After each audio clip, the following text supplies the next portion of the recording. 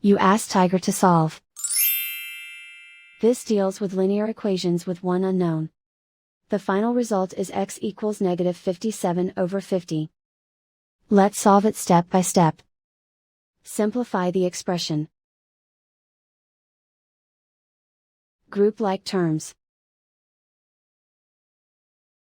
Simplify the arithmetic. Swap sides.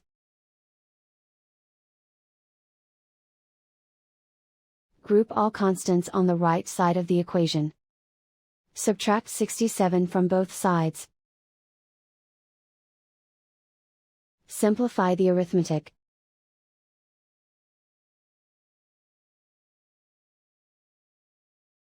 Isolate the x. Divide both sides by negative 50. Cancel out the negatives. Simplify the fraction.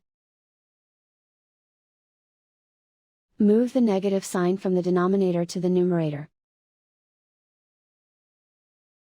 And so the final result is x equals negative 57/50.